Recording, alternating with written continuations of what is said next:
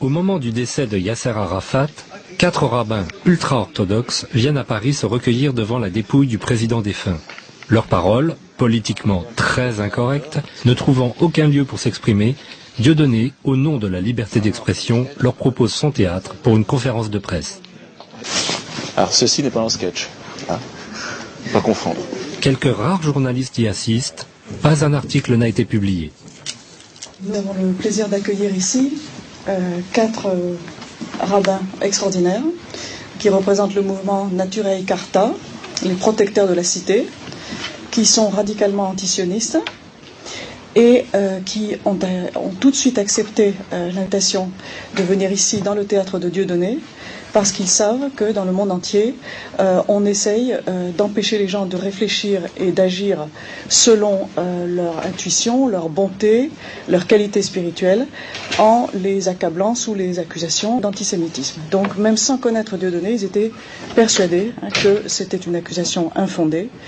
Et donc je pense qu'il y a beaucoup d'échanges qui peuvent avoir lieu entre toutes les sensibilités tellement variées que nous représentons. Étant donné la raison de ma présence parmi vous, je pense qu'avant d'aborder les sujets que je vais traiter, je me dois d'évoquer la mémoire du président Abou Ammar Yasser Arafat, qui était un homme exceptionnel, sortant de l'ordinaire. Pour le peuple juif, contrairement à la croyance populaire, c'était également une personne à l'esprit clair.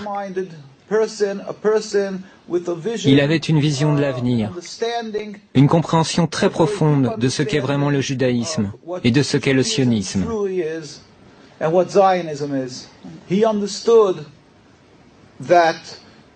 Il avait compris que le judaïsme est une sainte religion, plurimillénaire. Et il n'avait absolument aucune forme d'animosité, d'une quelconque façon, à l'encontre du judaïsme ou du peuple juif. Au contraire, il savait que le sionisme est très différent. C'est ce que j'expliquerai brièvement. Les sionistes, bien entendu, le dépeignirent sous les traits d'un antisémite, comme ils le font de n'importe qui, en Europe ou ailleurs dans le monde, qui tenterait de se dresser contre l'État criminel d'Israël et contre les agissements criminels qui émanent de l'État d'Israël. Ils affirment de manière automatique que cet opposant est antisémite, afin d'étouffer son opposition en la faisant passer pour une lutte contre Dieu. Ils donnent à croire que toute personne qui s'oppose au sionisme et à Israël serait quelqu'un qui blasphémerait la Bible et nourrirait de la haine envers les Juifs. Maintenant, je vais vous expliquer brièvement ce qu'est le sionisme. Comme je vous l'ai dit, le judaïsme est une religion plurimillénaire. Elle remonte aux patriarches Abraham, Isaac et Jacob. Le sionisme est à peine centenaire, créé par Theodor Herzl et ses amis, des gens totalement athées, des gens qui étaient totalement étrangers à la religion, qui détestaient la religion. D'après la croyance juive, depuis la destruction du Temple il y a près de 2000 ans, c'est-à-dire depuis l'exil du peuple juif, Dieu a fait jurer au peuple juif de ne point tenter de retourner en masse sur la terre d'Israël.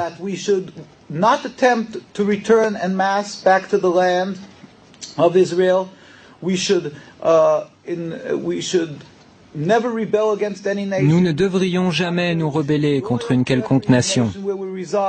Et nous ne devrions jamais rien tenter afin de mettre un terme au décret exilique émanant de Dieu. Seul Dieu, sans la moindre intervention humaine, peut mettre un terme à cet exil. Et Dieu est très compatissant.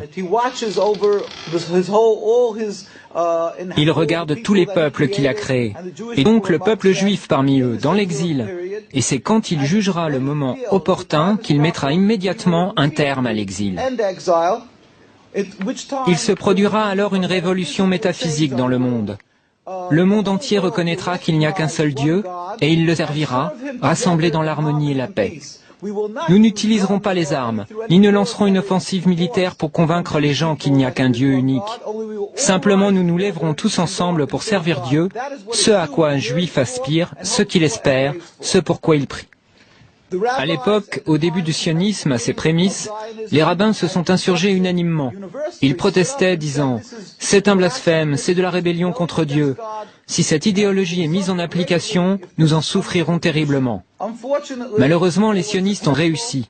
Tout d'abord, ils voulurent aller en Ouganda. Là-bas, il y avait des terres vierges, mais ils comprirent que la nation juive ne les suivrait pas.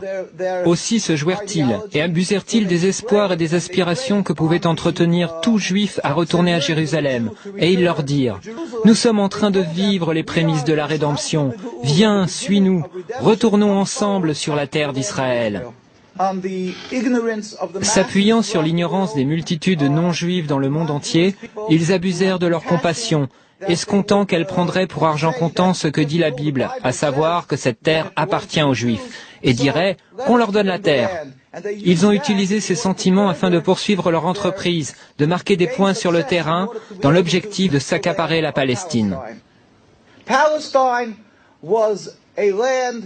La Palestine était un pays peuplé d'êtres humains, les Palestiniens, c'est-à-dire les Arabes habitant cette contrée, ainsi que des Juifs orthodoxes qui craignent Dieu.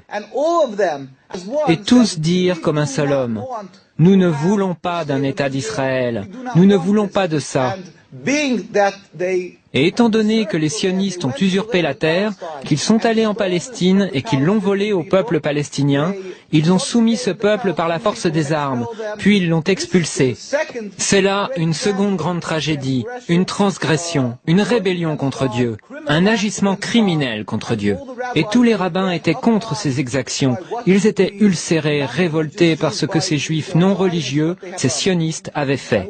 Je terminerai par ceci. Je tiens à dire simplement que les sionistes, bien loin d'être les protecteurs des juifs et les garants d'un havre de sécurité pour eux, sont en réalité les principaux responsables de l'antisémitisme dans l'ensemble du monde.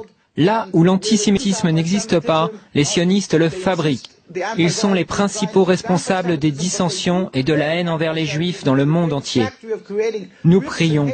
Nous demandons à tout le monde de prier pour la liberté de la Palestine et pour la venue du jour où la gloire de Dieu sera révélée au monde entier et où nous pourrons tous le servir dans la paix et l'harmonie dans un futur proche. Amen.